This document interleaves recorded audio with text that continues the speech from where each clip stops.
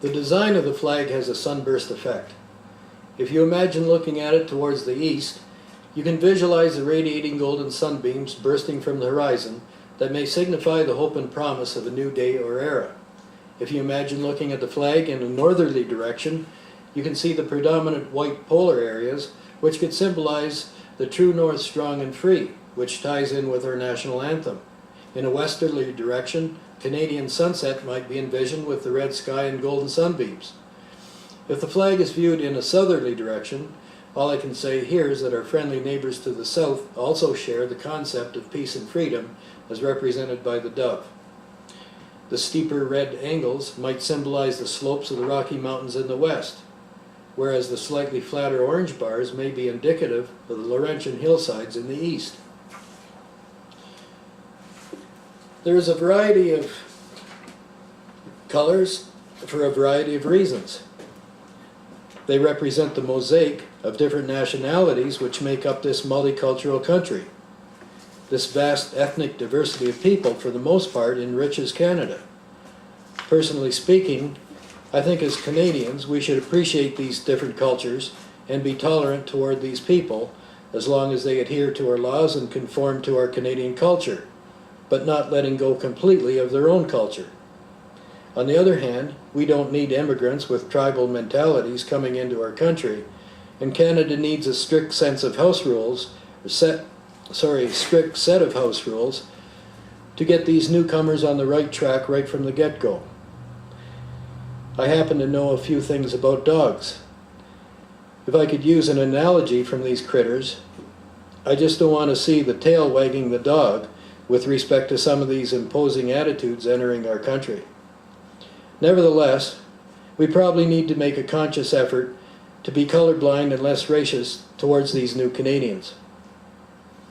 B, they pay tribute to the original inhabitants of the country, the First Nations people, who enjoy a variety of colors in their art, etc.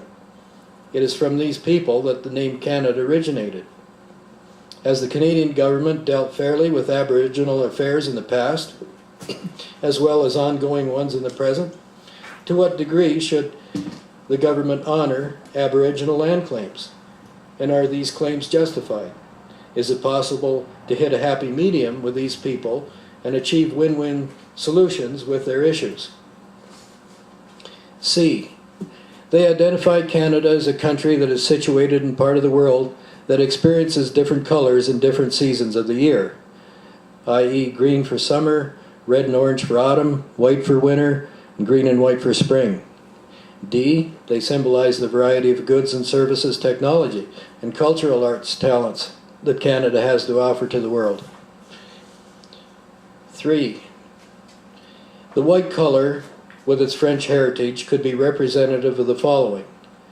A, the bold fans of white on the flag might symbolize the breathtaking and spectacular sight of Canada's Aurora Borealis.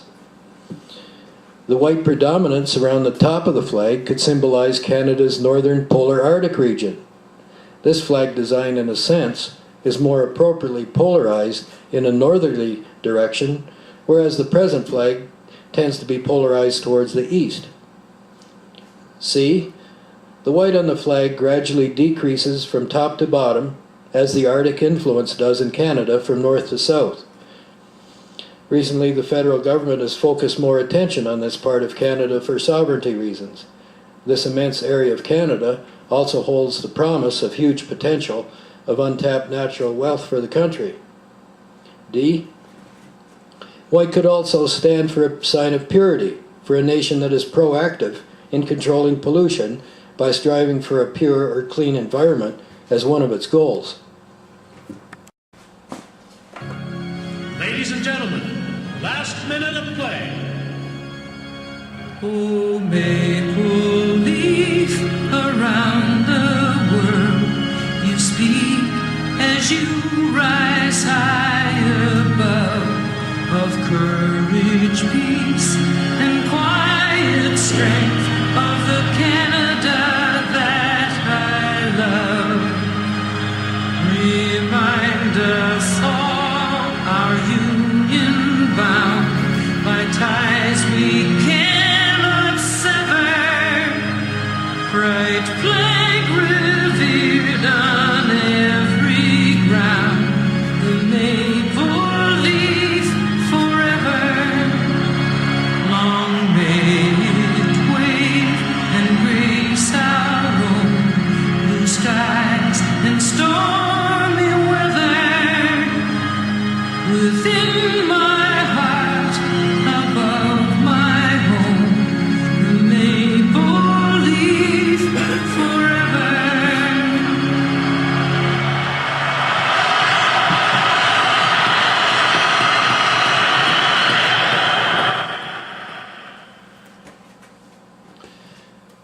The maple leaf is so deeply entrenched as a Canadian symbol, representing such a significant part of our history, that it is automatically retained on the new flag.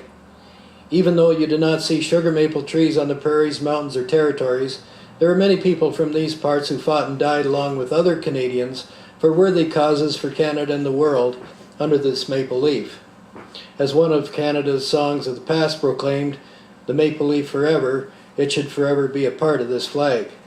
It is truly our national emblem, which is immediately recognized by the rest of the world.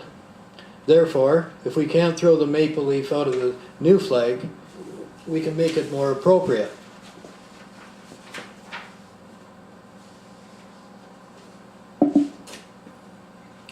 Can you think of any other symbol that would be more appropriate than the maple leaf? Maybe the name of the sugar maple tree should be changed to the Canada tree. The maple leaf is green for the following reasons. A, it represents a live maple leaf as opposed to a dead red maple leaf. A green maple leaf, in other words, would more appropriately represent a live, vibrant, growing nation.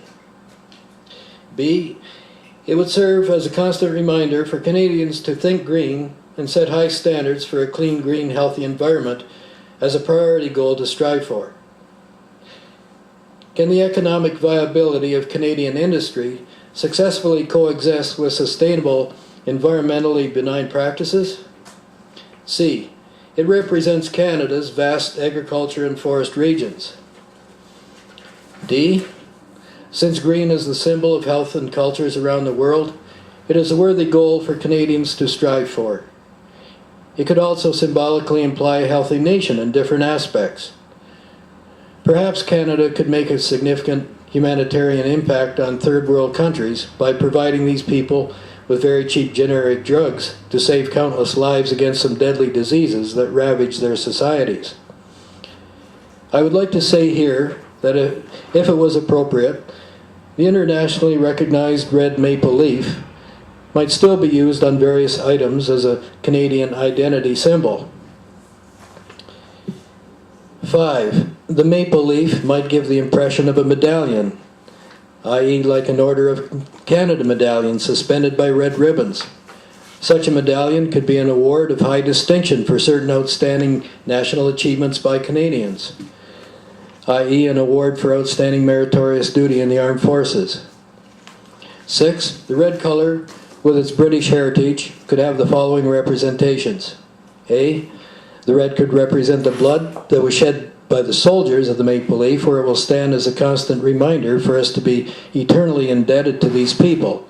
And also, lest we forget, the red poppy will continue to bloom each November. The red color, B, the red color could also be symbolic for the red serge uniforms worn by the Royal Canadian Mounted Police, who have become an internationally recognized entity of Canada. 7. The red color bands on the flag give the suggestion of the letter V. The first thing that many people would think of for V is victory. This impression gives a positive, uplifting feeling, and history will tell us that Canadians have achieved many different forms of victory or accomplishments in the past. This is something for a nation to be proud of, considering our relatively small population compared to some other countries.